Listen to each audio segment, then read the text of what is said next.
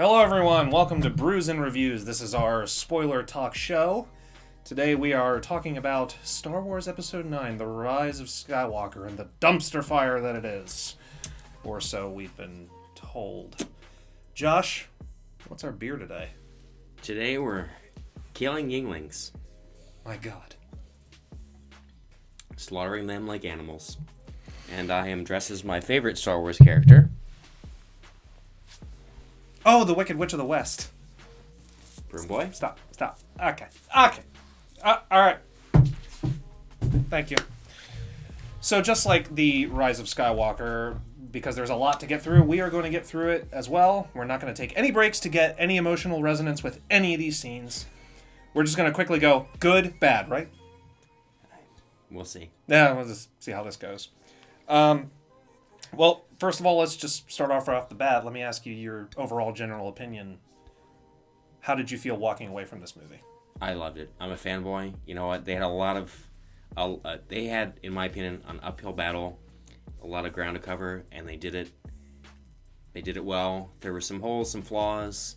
I'm not going to be a negative Nancy. I can certainly pick out points, and I will, that I would have improved upon, but that more relates to the entire trilogy and the Star Wars franchise. But as far as a single movie, I was really happy with it. You people can complain on Twitter all night long, but I had a great time. Yeah, I mean, I walked away enjoying it more than I did have issues with it. I just kept, obviously people have probably seen my review. My general reaction was, yeah, okay. I'm just done. Just give me something good that I can go away and just walk away from and be happy. And yeah, don't make me feel like I felt at the end of episode 8. The way we all walked away going, what was that? No, Kory loved it. I had some concerns. I walked away from it going, what did I just watch? It took me a couple of viewings, but I got it eventually. So let's go scene by scene. Let's just start right off the bat that Palpatine's back and he might as well just be a zombie. Yeah, that was quick, and I love how it wasn't explained exactly how he came back. Like it's unnatural ways. Is he a clone? Did he do some kind of magic trick? I don't know. I didn't like how they said the exact same line again. Yeah, we remember, dude. Remember. Yeah, remember. It didn't bother me as much. By the way, I've seen it 3 times already. He's seen it once, but upon second or I'm more of a Star Wars fan. But upon second or third I'm gonna viewing, see it when I have time. But on second or third viewing, I sat there. I'm like, it didn't hit me the same way it did the first time. Well, yeah, the first time I'm like, wow, this is quick. I didn't think we'd see this guy for a while, but I understand. Seeing the whole thing, I'm like, yeah, they have a lot to get through. Of course, they got to get this out of the way. I was fine with it. I liked how his eyes were like. Yeah, the horror elements were really cool about that. The strobe light. It's the strobe light planet. Yeah. Plus, he's got the lightning, which is. We also got an explanation for Snoke right away, and what did I tell you in the predictions video? It could be done in one line, and it was. And I love being right. But he's like a literal puppet. That's what's so great. So wait, does that mean that Snoke actually had his own personality, or was that Palpatine's personality flowing through him? Because, okay, so going off of the story, the First Order was still run by Palpatine. He was the one pulling the strings. So Snoke was either in command, because I said before I thought it would be cool if Snoke was like an apprentice who was working for Palpatine and was like, you know what, maybe I don't need Palpatine. Maybe I can do this thing on my own. But now he's a literal puppet.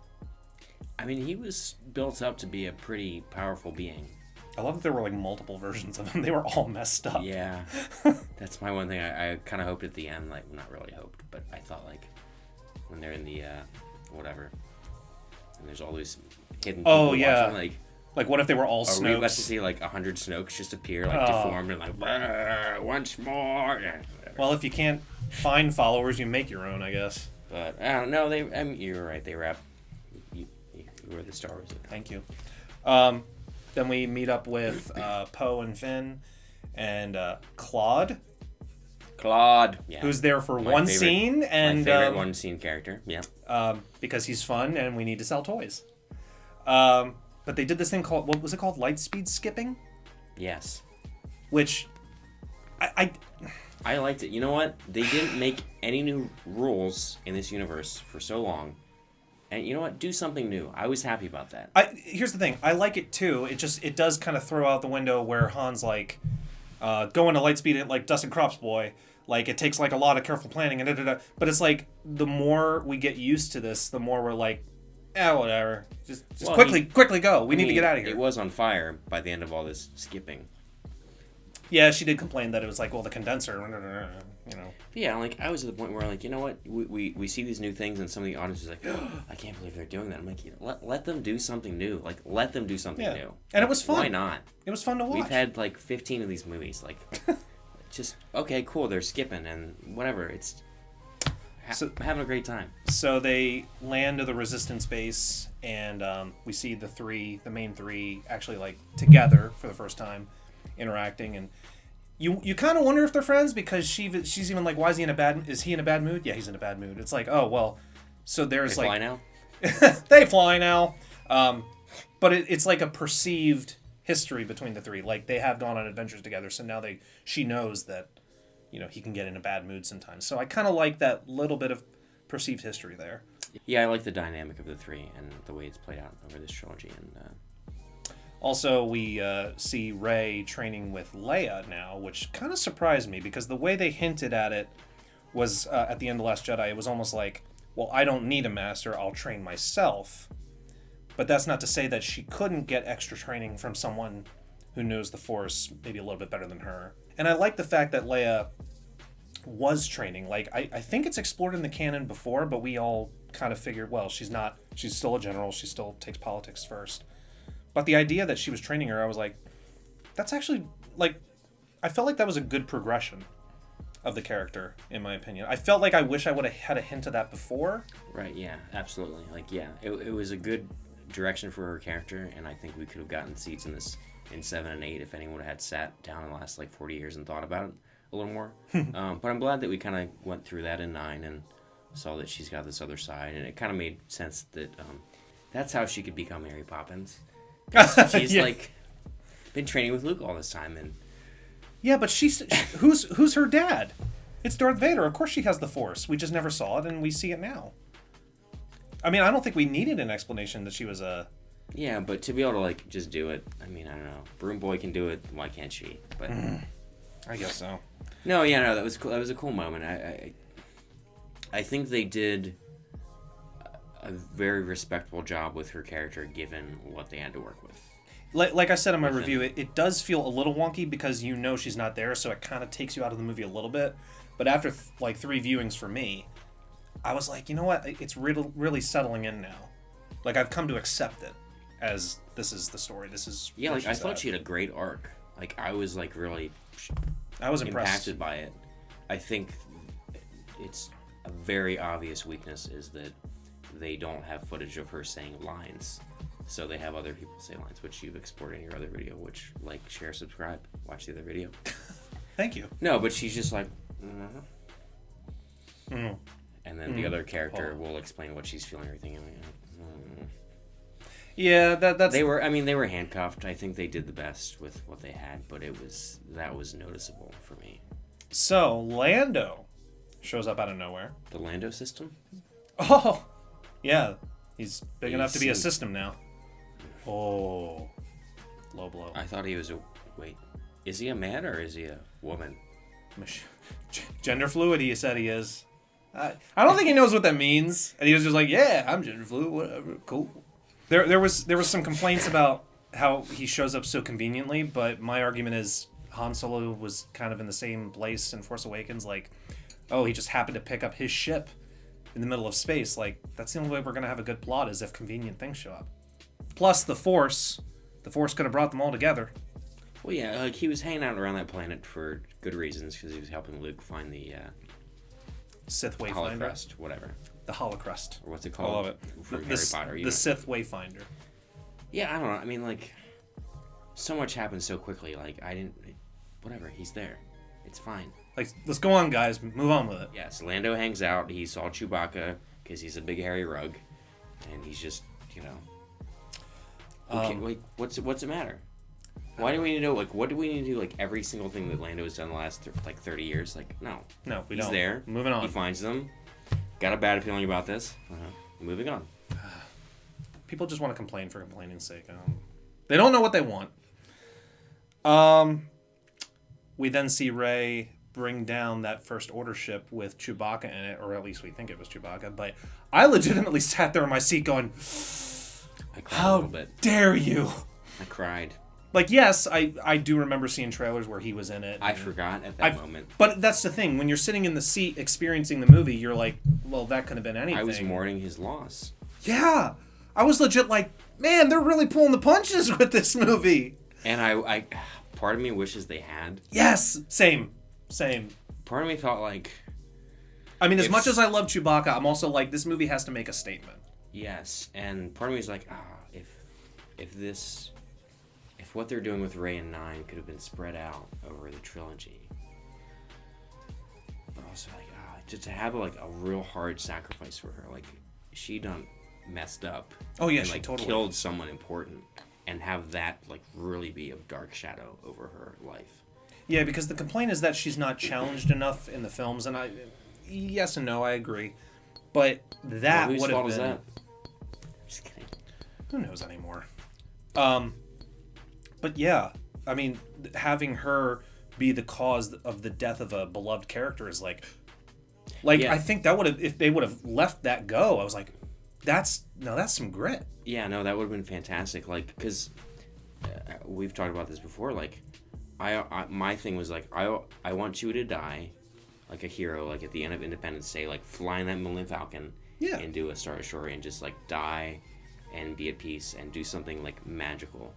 But like to die like because of Rey like is pissed off, like that's painful on like so many different levels. I'm like, I'm not ready for this. Yeah, this is great. Like Rey done messed up, but like I looked around when that happened too. I was crying on my second or third viewing. I looked around to see other people and how they react. I saw my head was in his chest. I was weeping. I saw kids do this.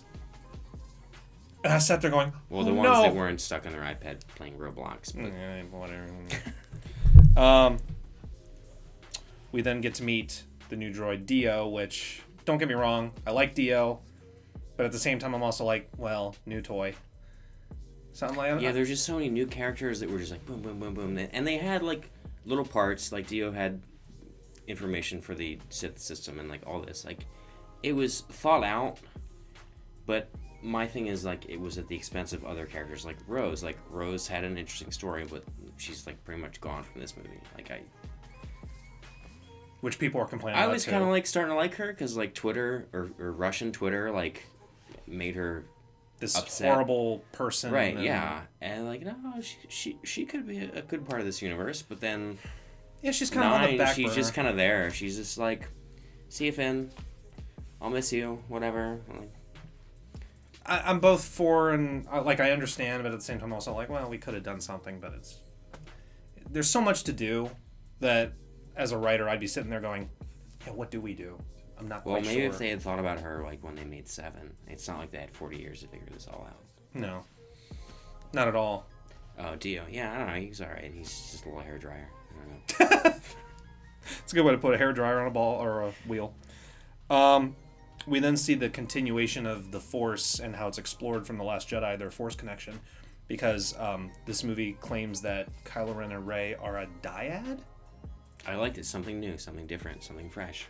Yeah, I do like that. I'm glad they did something there. But I like that continuation where you're taking like actual physical objects through. Like, it was teased with the water in The Last Jedi, but it's like very brief. But the fact that they expanded on that, I was like, no, that's interesting. So wait, do you believe that Snoke actually melded their minds, or do you think that them being a diode was preceded? See, that's the weird thing, because if if we are going off of the idea that Snoke is a puppet of Palpatine, then that means on some level Palpatine should have known that they were a dyad, but he acts surprised at the end of this film. Yeah, I don't think he did. I think this is like some anomaly that they were all trying to manipulate each other. Like Snoke was trying to like manipulate them, and Palpatine was like, yeah, I can give you the final order if blah blah blah. Like, so I don't think he really understood this diode thing. Yeah. Maybe he had seen it once before and. It didn't scare him enough then. It does now. So yeah. Or maybe the writers don't know what they're doing. No, Babu Frick shows up, which is quite the arguably best. the best. I will be buying all of the toys for him because he's fantastic. Ah! I found him very funny. I found all of the humor in this movie, like, the right amount of funny. It was never too much. I laughed. It was fun. It was silly. But, like, I never was like, ugh. I never rolled my eyes. That's true. Like, I was with it. I enjoyed it. It made the experience more fun. Especially all of 3PO's, like, little quips. Like... Yes. It was never, like, out of place. You know, like... It felt very in character. It was never, like, Jar Jar Binks. It was never, There weren't poop jokes. There were no poop jokes. Thank goodness. I know you don't want to hear this, but I felt like there were some times in 8 where their humor is like, I think we need to put some jokes in. And I was like, bah. It's a different kind of humor. I'm on your side. So, because I'm like, I don't know. I know that Star Wars has always been funny, but I never really needed it to be that funny. I think it can. Yeah. I was always like, well, it can be clever and kind of sassy. I don't need it to be funny. But 9 to me was like just the right amount. Just the right amount of fun. Like, I laughed. It was great. I have a good time. Babu Frick was like just the best. I love when 3PO is like, he's like, wait, there's another way to. Yeah. Never mind. Babu Frick is my oldest friend. Yeah, I ate it up. I'm just the greatest fanboy of all time. I'm sorry you guys can't appreciate that. Now we get to the pivotal moment. Who Rey is? Dun dun dun! Palpatine. When that moment went, I went... There was so much build-up. Like, unnecessary build-up. But I'm just like, I'm not surprised. It's a good choice, I thought. Well, yeah, I mean, this is what I was saying to you earlier. I'm like, if I'm sitting down writing episode 9, what do you do? Where do you go? Something different. And I'm fine with this. Like, yeah, there's definitely story gaps, like who is his son? I would like to know more. Like you were saying, there's something interesting there. Like, is he force sensitive? Is there a reason that he wanted to back away from all this? Like, we don't know the full story. So, but I don't think this retcons what Rian Johnson did, saying she's a nobody, because I firmly believe that in that moment, she believed she was a nobody. She believed that, yeah, I have no place in the story, so I'm going to go and do this on my own. Her character still grows from learning that. But this is more to the story. It's like you're still reading the book. We're not done reading the book. There's more to this story, and I do not believe this is a retcon. No, and I think it was handled very well. Like, one of her parents is a descendant of Palpatine and chose to just completely ignore Force powers and him and everything and ran away and protected her. So they were nobodies in a sense, and that's kind of what Snoke fed to Kylo Ren. Because at the same time, in The Last Jedi, the fact that she's a nobody, it still plays into the theme that even if you are a nobody, anybody can have the Force. Anybody can do something big. Broom Boy can. Like, it doesn't... I don't think it changes that theme at all. The story is handled correctly, but what was the intention of Rian Johnson? We'll never know. How do you feel about Hux being a spy? I feel like it made sense. It was rushed. I feel like he was in a position where he was running out of options because Kylo Ren was getting a little out of control. I feel like if it was a different movie that was planned out better, we could have had a more interesting storyline with this, but there were so many characters to work with and so much to do that writing him off like this way, I was like, I'm fine with this. Yeah, like when the movie first started, I'm like, oh my god, there's going to be this elaborate betrayal. Someone from the inside is going to do something like incredible. And then he's like, oh, sorry guys, I'm the spy. Ha ha ha. And then like literally 90 seconds later, he's dead. Yeah. I'm like, oh, okay. You know, I didn't know what to expect, where this thing was going to go. Like, it's the checklist. You couldn't... It's the checklist JJ had to work with. Like, how do we do with this? Okay, we got that. Moving on. That bothered me very little. Like, yeah, because, same here. Because at that point, when I was watching it, I'm like, fine, let's keep going. I'm in it. Like, just show me the rest. Like, so now we get to Rey and Kylo Ren fighting on the Death Star and Leia stopping them, which I found to be the most interesting way to use Leia. And I feel like, because we've heard before that Leia was the heart of Episode 9. We're not going to get the true story that we could have gotten with her. But I think with what they did with it narratively, I'm sitting there going, that is way better than anything I came up with. Because it fits into the narrative, and at the same time, it's such an interesting moment. Because I'm assuming that she felt in the Force, my son's going to kill Rey. I cannot have that happen. I'm going to stop my son if it takes all the energy out of me. And it works, but because Rey is defending herself, the moment Ben had a moment of weakness, she took it and did it. But at the same time, she felt Leia dying, which in turn made her change her mind in the moment and healed her son. Mm-hmm. And I was just like, that is how you do it. Yeah, there's a lot with that whole sequence. I love the lightsaber fight, and I felt like at that point, because they're diodes, like, they weren't really trying to kill each other. They were just like, well, he was trying to kill her. Was he? Or I don't know, he was. Well, I mean, he seemed conflicted. I think. Well, he was clearly winning too. Yeah, but she was not letting up. I mean, well, he said he didn't want to kill her, but at the same time, he's like, I will if I have to, and he certainly, quote unquote, had to in his mind. But they both had other ideas of what they were going to do whenever they faced Palpatine, and at that point, she was like, oh, I'm going to freaking kill him, and he's like, well, we're going to start going. I don't know. Like, I didn't get these hateful vibes from either of them. They were just kind of like... It was in the moment. Yeah, no, I don't get me wrong. I didn't feel hateful vibes with each other, too. But when two people are swinging at each other for different reasons, and it's all emotion, all this frustration all in the moment, yeah, I'd probably... Or I guess what I mean is, like, this lightsaber fight felt different than any other because of what we knew both of them were going through. Right. And I was on board with it. As far as the Leia stuff, you know, you kind of have to wonder, like, if Carrie Fisher had not left planet Earth a little too soon, like, what would they be able to do with 9, and what was the real plan? Good question. So, how did you feel when Han Solo showed up out of nowhere? Because my first reaction to that, at first, was, oh, this is where we're going. We're worried about this movie to the point where we need cameos. But then on second viewing, I went, actually, this makes a lot of sense. It felt like a moment that needed to happen. Mm-hmm. Because they were kind of teasing that through 7, of course, and later on that Kylo Ren needed to have resolution. Mm-hmm. And, of course, Han Solo would be part of that. Because some people were thinking that it should have been Luke, because of the tease where he was like, see you around, kid. But at the same time, I'm like, the way the scene played out, it's like clearly what he wanted to happen in Force Awakens. Like, he didn't want to kill his dad, so it's almost like he got a second chance at that.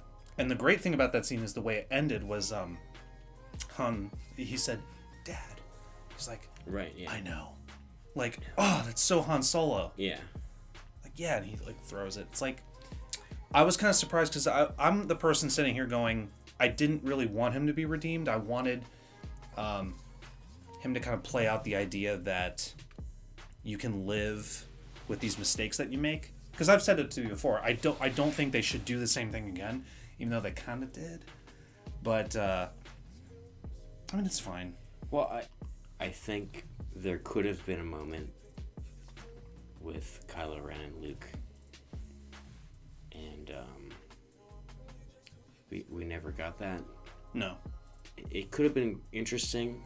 I'm okay that we didn't get it. The moment with Han was...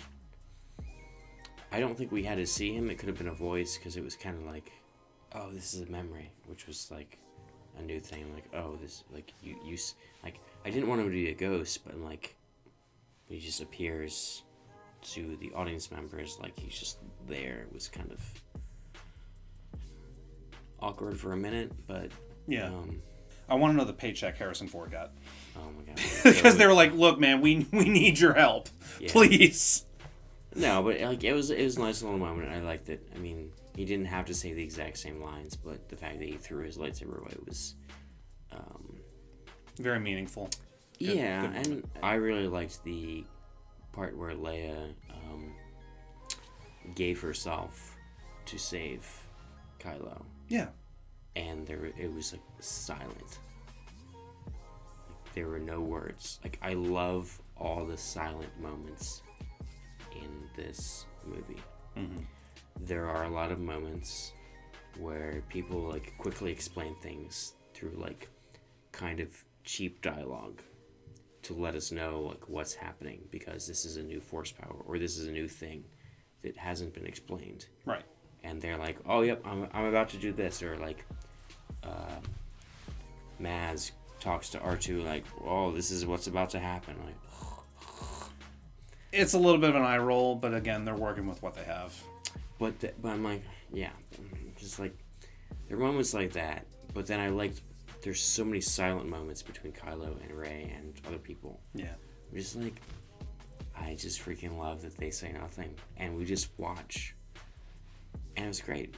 That's the good movie that is like hidden amongst all this other throwing everything at you at the screen. It's like there's the good movie in there. Right. I feel a good movie and you let go. Like, Palpatine, like, kind of says he talks in a very specific way, which we all seem to love to quote. Right. And he says the same kind of things in 9, and it's like a little hokey, like, well, that's how he would talk. A little fun, a little weird, a little scary, a little whatever. But, like, yeah. So he's going to do his thing, but I love the moments where there's just, like, just nothing is said. Then we have Rey going to Ahch-To, which is basically she's doing the same thing Luke did in The Last Jedi, where he ran away. And then she's like angry and throwing the lightsaber. And Luke has the great moment where he catches it, which is a callback to, obviously, The Last Jedi, where he threw it. And he's like, again, this is another thing that people think is like, oh, that's a retcon. That's a big F you to Rian Johnson. It's not. That's his arc. He realized he was wrong at the end of Last Jedi. So this is him coming to the screen saying, yeah, I realized I was wrong, Rey, and I need to get your ass moving because we got bigger fish to fry. Yeah. Like her, I did like that moment. I felt like Rey running off there and appearing there and just like, oh, I'm going to burn my ship. That part felt a little rushed. Yeah. Like her getting there and why she's there and whatever, but like the moment when she throws the lightsaber and like, of course, you know, it's like, is this fan service? It's like, well, what else would you want to happen now? Of course he has to catch it. Like, it has to happen. Of course. And it was well done, and I think it made sense for Luke's character arc to be like, no, listen, I done effed up, and I'm gonna be a Force ghost, and like, and I'm gonna teach you. Yeah, like, of course we want Luke to be there, and like, you know, bring some like order to the galaxy. I don't know. Was I the only one though that thought that Luke was, the way he talked was very, I'm a Force ghost now, and I'm gonna teach you things in a very mysterious, high-pitched voice like this. Yes. Obi-Wan was just like, yeah, you need to kill your father, man. Like, there's a really weird... From a certain point of view. And Luke gets to lift the X-Wing. And is that a fan service moment? Damn right it is. And did I enjoy it? Damn right I did. I don't think it's fan service. It's not? Fan service. To me, fan service is like, oh, remember that guy in the cantina? Well, yeah, who got mad at Luke? Yeah, that's the bad fan And then we service. see him again in Force Awakens, and then whatever. That's remember when bad. we see him again in Rogue One? That was so cool. No, that's not fan service. That's like wrapping up your freaking 9-movie saga, where like Luke was like, "You want the impossible," and Yoda's like, "I'll lift it up then." Yeah. And then Luke could do that, and it brought Rey some closure, and he's a Force ghost. He's a Force ghost doing it. What does that tell you? And she ultimately gets to fulfill her dream of big adventure, because in Force Awakens she's sitting there in front of the AT-AT, her home, and she puts on the X-Wing helmet. So she clearly has dreams of being like, yeah, I want to be like Luke Skywalker. Here she gets to fly his X-Wing with his helmet on. She's doing what we all wanted to do. I went into this movie hearing like rumors and reviews and things, thinking like, oh my god, this is gonna be like Star Wars pleasuring itself to Star Wars. Yeah. I did not feel any fan service that was too much. No.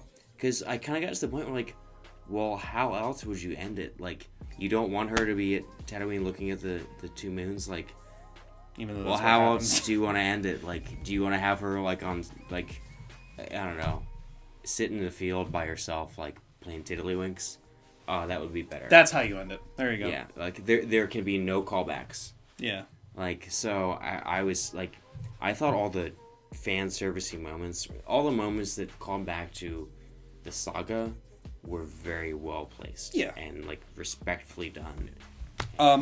I want to point out just a few things about the third act. I don't want to go too much in detail, but the biggest thing I took away from the whole Palpatine ending is that in episode you want this? Oh, whatever. Episode 6 Do it. is a very. Remember when he said "do it"? Yeah, and it wasn't as good this time around. But it was different. I'm sorry, I'm cutting. It was off. just do it. Yeah. Do you think that was intentional? I have no clue. The thing I love about this ending, though, is that episode 6 is very cut and dry. Like, oh, if you kill him, then it saves the day. But this time, she's like, I'm going to kill you. And he's like, yeah, I want that. She's like, what? Like, again, that moment is kind of glossed over a little too quickly.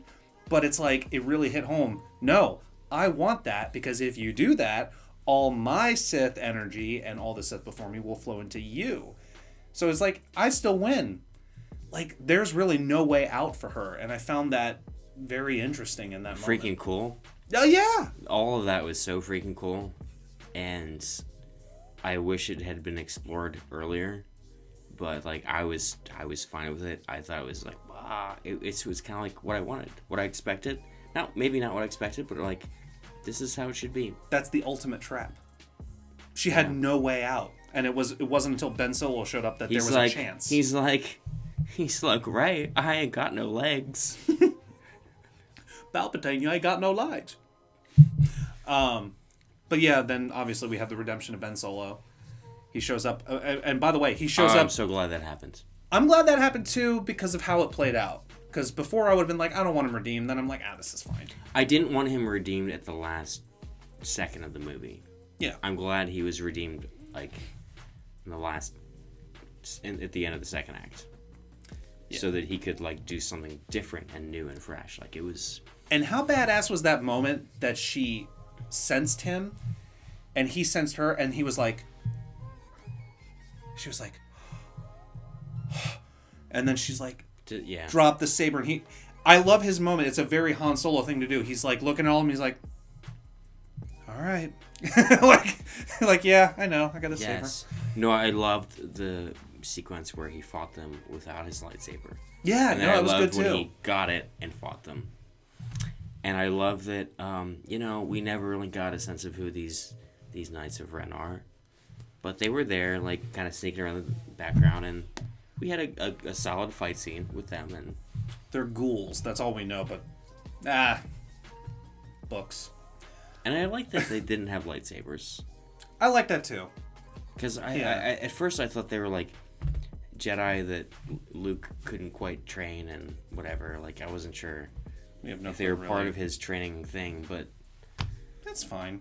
They were of course never explained because no one really thought it through. And then they thought maybe we should bring them back, and they brought them back. And I like how it just did they not like him? Were they not loyal to him? Who knows? Knights of Ren, the Knights of Kylo Ren. A good story for another time. Yes, exactly. So, And then Palpatine sucks the energy from the dyad of Rey and Kylo Ren. It's like reverse lightning. Like, yeah, but he's like Palpatine Prime. He has legs. Like, but he decided to still not fix his face. Whatever. He's like, I like being evil and messy. He doesn't care about his face. But I genuinely did like it when he's just like, oh, look at all those ships. And and I'm like, oh, that's awesome. Yeah, no, it was cool. Like, you know, that sound, everything up. That sound, by the way, is like when he releases all that energy. It's just like that's like Ben Burtt quality sound that I love. That everything he does in the prequels and like this film, I don't think he works on the set with the sound mixers anymore. I think he's off that project. I do not recall. But that was Ben Burtt level sound. But then of course Rey calls upon the Force Ghost, which in my opinion, going into this movie, I thought to myself, are we going to have like a Force Ghost army like in Lord of the Rings, Return of the King, where they're just all going to show up and like, ah! There was a lot of things, we were all thinking at that moment. But the fact that it was all just voices, I thought was really tasteful. Something about that worked for me. Yeah. Yes, of course, I wish I would have had many Force Ghosts, that's fine. But the title made sense. Yeah. Rise, rise, rise, rise. Yeah, no, I was so cool with the whole thing. Like, it was great. It was cool. It was good. And I just love seeing Palpatine just get, like, disintegrated from lightsaber. You'd think, again, this is him doing it again. Just stop doing Force Lightning. Maybe you'll live. But he can't stop. He's just enjoying it so much. But there's, like, apparently in canon, there's, like, it's like a dark side type force power where you can reflect lightning, and Mace Windu was the only one that knew how to do it, and now she can do it because she's on God mode. Well, I've heard people talk about how, wouldn't it be great if they had like some epic lightsaber battle, and then like all the Snoke misfits came and whatever. We had this massive thing like Attack of the Clones, like. Yeah, maybe. And, like, we also saw Palpatine in 3, like, do his thing with Yoda. And, like, okay. But, like, does everyone have to have a lightsaber? No. And also, didn't we have enough we had a lot of really great fights in 9. Oh, yeah, we did. Just lots. Yeah. Just lots of wonderful fight sequences that, when it came down to it, we had pure evil, pure good, just... They had that one moment where they're just like, we didn't need, I don't know. I didn't need to see them have this, duel the fates. I feel like that would have been excessive. And we were at the point where I was just like, she like woke up and like, all the ghosts were like, wake up. And, Ultimately, it came down to Rey dying, but then Kylo Ren, or Ben Solo, I should say at this point, revives her. But I think you and James and myself all felt the same thing. Like, we just imagined this joke where it's like, oh, you brought me back to life. Kiss. And then he dies. And then we're just like, no, you will live. And like 3 hours later. Just imagine this. Yeah. What'd you think about the kiss? Because I think everybody has mixed feelings, and my take on it is they clearly had a connection of some type. I'm not saying it's romantic, but I'm saying they are diodes, and they are young. However, I will say that during the screening of the movie, I'm not someone who talks during movies, but I said out loud to everyone in the audience, I don't know how I feel about this, because I was very like perplexed. I'm like, I mean, I know that like he had his shirt off and they were like sharing water drips and all that, but like, I'm like, because I really love how in Rogue One, like they don't kiss, they just sit there and like they're just like buddies, like watching the world and their lives end from this blast. Yeah. I'm like, it could be a similar thing here. However, they're like connected through the Force, and I understand that they feel this. I don't know. Is this the only way we can communicate with each other? Through kissing? I mean, I communicate with you, and I don't want to kiss you. Oh. No, but... So, I don't know. Was it too... I don't know if it was too much or anything. I don't know. Or was it just a giant tease? Because I'm like, oh my god, they're going to be together. Or should they be? I don't know. It was a lot that happens. Hashtag Raylo. I don't know if it was to appease the Raylo pundits, but for me, I'm one of two ways on both sides. They clearly had a connection. I'm not saying that it's a romantic connection, but they had a connection in the sense of, I mean, in The Last Jedi, they were two beings that were very alone in the universe. They were two people trying to follow these ancient religions, and they didn't understand where they fit in it all. And they found a connection through each other where, yes, we're both lost, but we found each other and we realized we both have this power that we don't understand. And therefore, it's like trauma bonding almost. Like, it's the same psychological effect. So you're okay with it? My feeling about the kiss is, if a beautiful woman such as Daisy Ridley were to bring me back to life, I'd probably be pretty thankful. And you're damn right I'm going to kiss her. So as far as I'm concerned, I'm mixed. Because I can live with it, I can live without it. But it's there, and I'm fine with it. There were many moments in this movie that were very talky, explanatory. And there were a lot of really good silent moments. And the kiss was silent.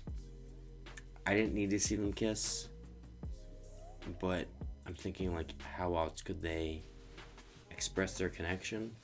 I think they could have had a moment where they connected as dyads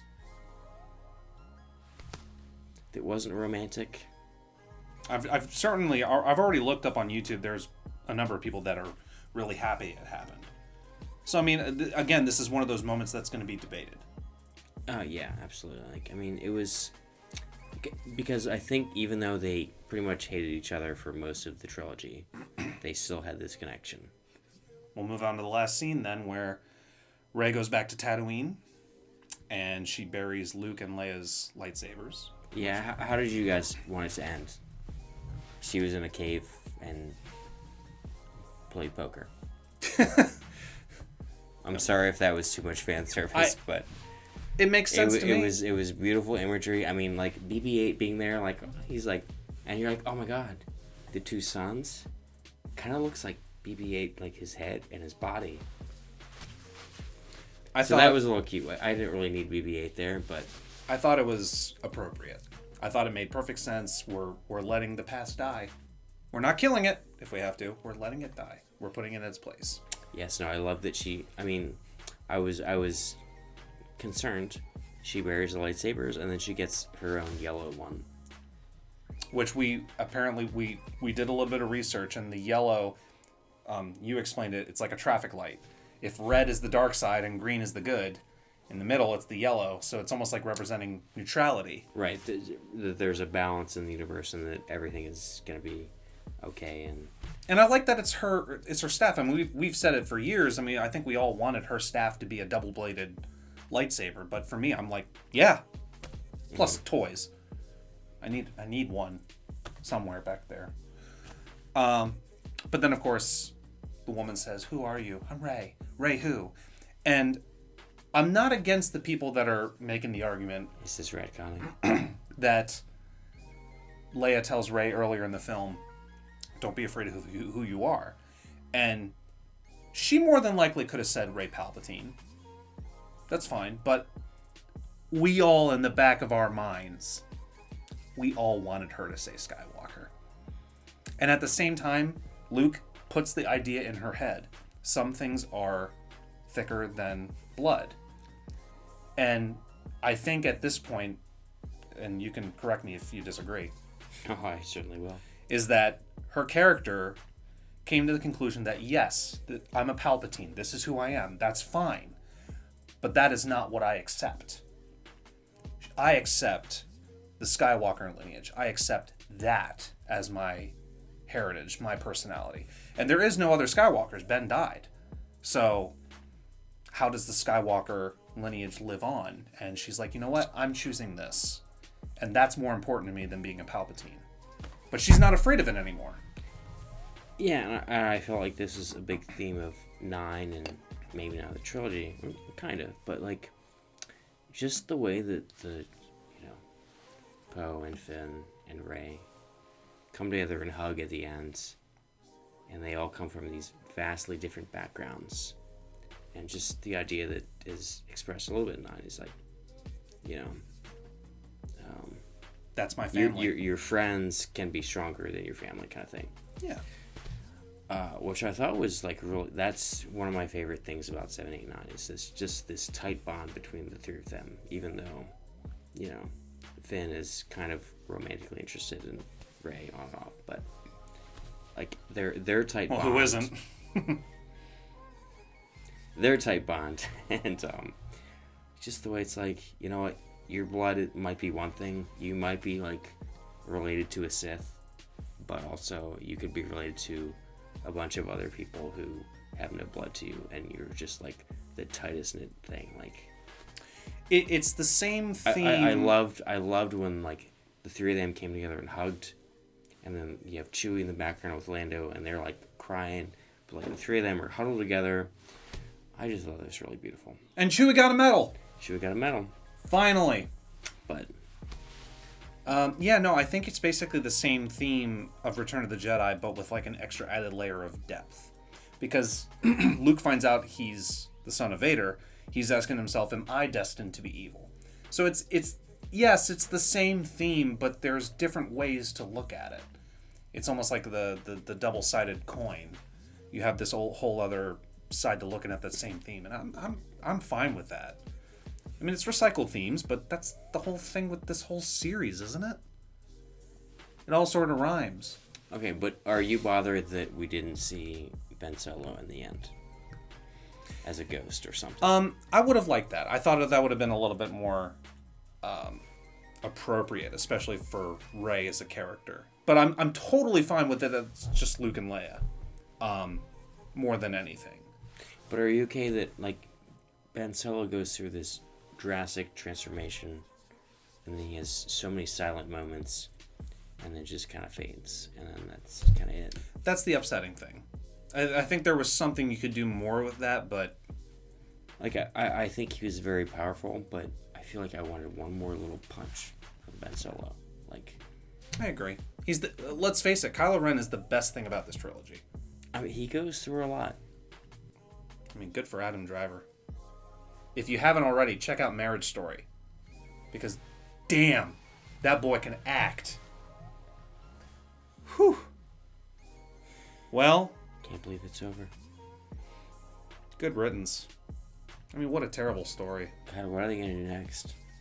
That's the exciting thing. We have no idea. It's all going to be terrible from here. Well, now, Rian Johnson can do a trilogy and plan the whole thing, which is great. Yes. We have TV shows that... The Obi-Wan show. And the future Star Wars is interesting, but uncertain. It's uncertain, but I feel like eventually they're going to figure it out. We're heading into uncharted territory. Like, we genuinely don't know where this is going, and I think that's kind of exciting. I worry that they're going to give us better than what we've gotten before. Fear is the path to the dark side, Josh. It certainly is. Fear leads to anger. You're going to be angry at But Disney. How would you feel if they made another 9 movies that were, like, just the greatest thing ever? It's more Star Wars. Go for it. It doesn't change how I feel about... This is the thing that people... I have a real problem with the fact that people are so full of hatred towards these films. Like, they're so critical to the point where they want to just, like, bombast these movies and just hate them for hating them's sake. But there was a time, and Josh will agree with me on this, is that there was a time where we weren't going to get any more movies. And the fact that Disney bought them up and said, we're making more, I'm sitting here going, yeah. It doesn't change the fact that those 6 movies are still those 6 movies. I know people that will not watch the new movies at all. They have no desire. But those 6 movies are still there, and you can love them for what they are. It's the same way with the Legends books. If you have a problem with the fact that Disney said, oh, that's no longer canon, you still got to read the books. Did you enjoy them? Then they're important to you. That's okay. I have enjoyed so much just sitting with you and talking about not only just the new trilogy, but 9 for so long. Mm-hmm. We just sit and debate and discuss and just engage, and whether our stupid little ideas come to fruition or not important, but just the fact that we're talking about it is a lot of fun. And that's what it's all about. I mean, no one's ever really gone. Josh, may the Force be with you. And also with you. You don't have a beer. And with thine spirit. I don't drink anymore. What do you do for fun? Watch your YouTube videos and comment on them. As many of you should do. Like, share, subscribe, and hate comment.